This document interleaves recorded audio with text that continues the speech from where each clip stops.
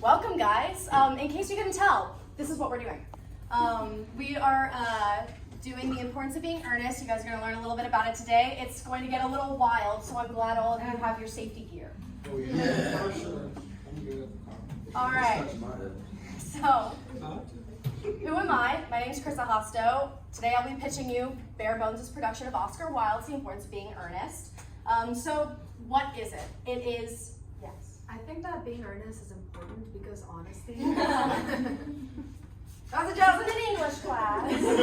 We don't have to be smart here.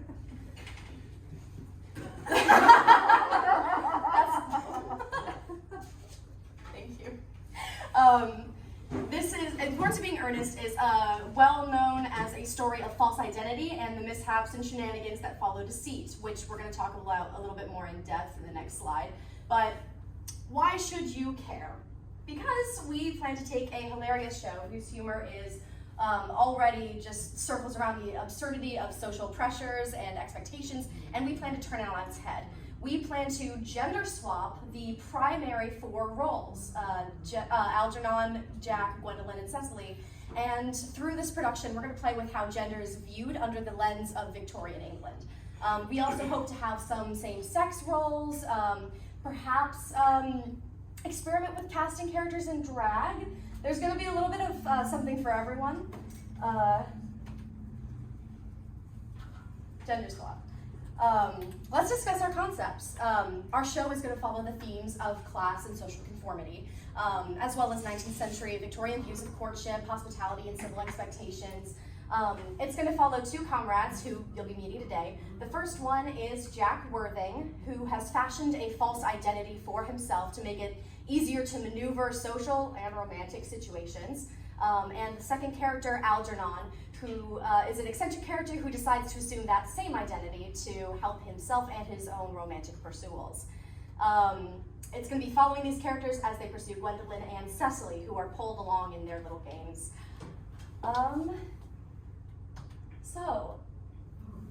Let's talk about costumes, because this is going to be a big one, and as I do this, I'm so hot.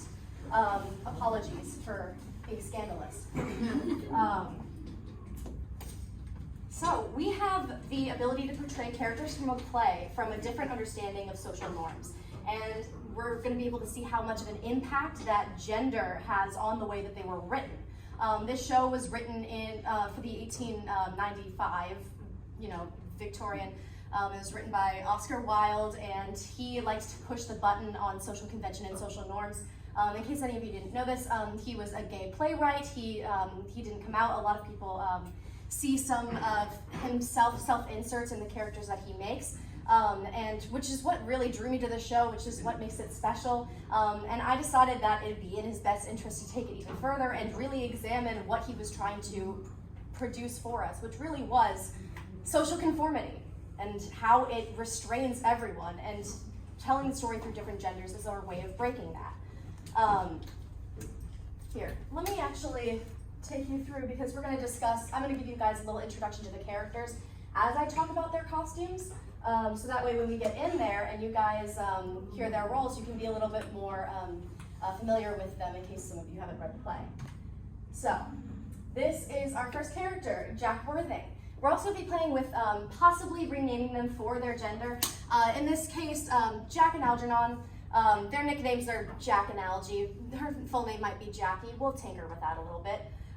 But what you're going to be noticing, I'm just going to preface because all this is about costumes, but I want to tell you a little bit about the characters.